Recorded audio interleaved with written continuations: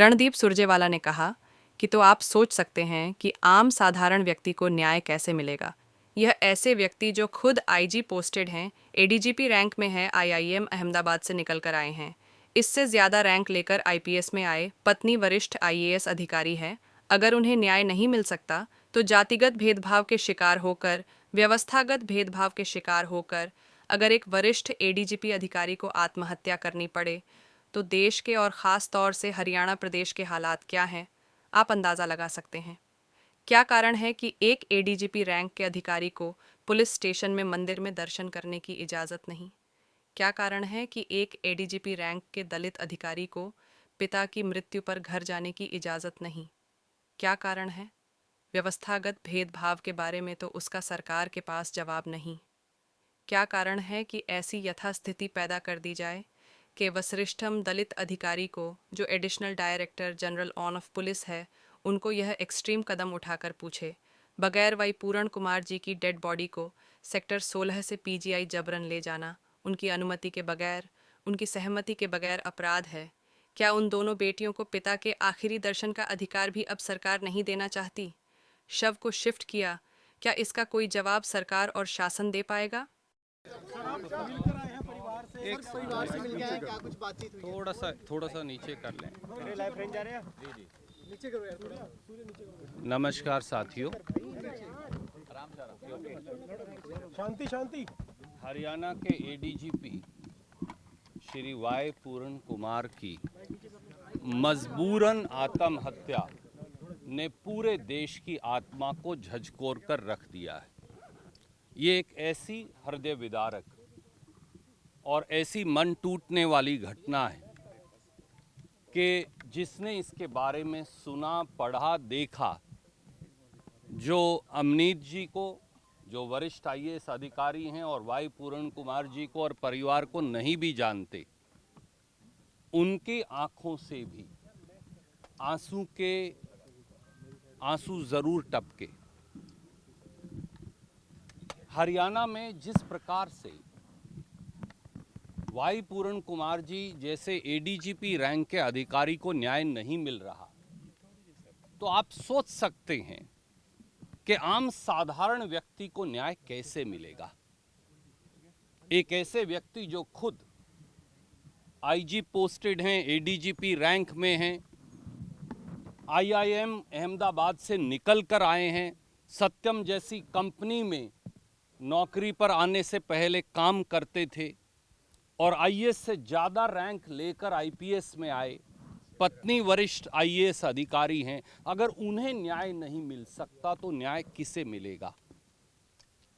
जातिगत भेदभाव के शिकार होकर, व्यवस्थागत भेदभाव के शिकार होकर अगर एक वरिष्ठ एडीजीपी अधिकारी को आत्महत्या करनी पड़े तो देश के और ख़ास तौर से हरियाणा प्रदेश के हालात क्या हैं, आप अंदाज़ा लगा सकते हैं।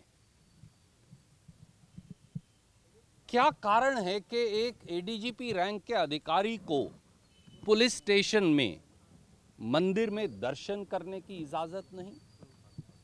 क्या कारण है कि एक एडीजीपी रैंक के दलित अधिकारी को पिता की मृत्यु पर घर जाने की इजाज़त नहीं? क्या कारण है कि जब वो एडीजीपी रैंक के अधिकारी चिट्ठी लिखते हैं व्यवस्थागत दलित भेदभाव के बारे में, तो उसका सरकार के पास जवाब नहीं? क्या कारण है कि ऐसी यथास्थिति पैदा कर दी जाए कि वरिष्ठतम दलित अधिकारी को, जो additional director general of police हैं, उनको ये एक्सट्रीम कदम उठाकर मजबूरन आत्महत्या का शिकार बनना पड़े? ये प्रश्न हैं जो समाज के हर व्यक्ति को अपने जहन में रखकर पूछने पड़ेंगे। और आज जो हुआ दोस्तों, वो अमानवीय है, वो अनएक्सेप्टेबल है। पी अमनीत कुमार जी उनके बच्चों और परिवार से पूछे बगैर वाई पूरण कुमार जी की डेड बॉडी को सेक्टर 16 से पीजीआई जबरन ले जाना, उनकी अनुमति के बगैर, उनकी सहमति के बगैर एक अपराध है। क्या उन दोनों बेटियों को पिता के आखिरी दर्शन का अधिकार भी अब सरकार नहीं देना चाहती? किससे पूछकर आपने वाई पूर्ण कुमार जी की डेड बॉडी को शिफ्ट किया? क्या इसका कोई जवाब सरकार और शासन दे पाएगा? आए दिन आप और मैं, पत्रकार और हम लोग आपस में बात करते हैं, पर यह बात करने का विषय नहीं। ये दलितों और गरीबों और खास तौर से बड़े पद पर आसीन अब दलित साथियों के साथ भी ये दुर्व्यवहार होगा तो समाज में क्या व्यवस्था है शासन और सरकार की, आप अंदाजा लगा सकते हैं। मैं जहां अपनी श्रद्धांजलि देने आया, पी अमनीत कुमार जी ने लंबे समय तक बतौर कलेक्टर मेरे साथ काम किया कैथल जिले के अंदर, इसलिए वो परिवार की एक सदस्य हैं। उनका गुस्सा भी जायज है और उनका दुख जो है वो बांटा नहीं जा सकता, उनका और उनकी दो बेटियों का।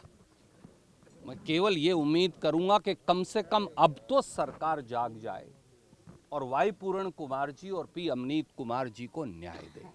बस इतना है। परिवार से क्या बात हुई सर? परिवार से कंसेंट नहीं लिया गया बॉडी को ले जाने के लिए, फिर उसके बाद कुछ जी नहीं, मैं केवल श्रीमती पी अमनीत कुमार जी से मिला, उनके पिताजी से मिला, उनकी दोनों बेटियों से मिला। मुझे लगता है कि परिवार की राय के खिलाफ इस प्रकार की कार्रवाई करने से बड़ा कोई अमानवीय कदम नहीं हो सकता। पी अमनीत कुमार जी जो कहना चाहती थी उन्होंने लिखकर दे दिया है, आपने उसे बाकायदा दिखाया और चलाया है। हम केवल ये कहना चाहते हैं, न्याय की कसौटी पर अब सरकार और शासन को खरा उतरना होगा, ये पूरे देश की मांग है। हरियाणा सरकार की तरफ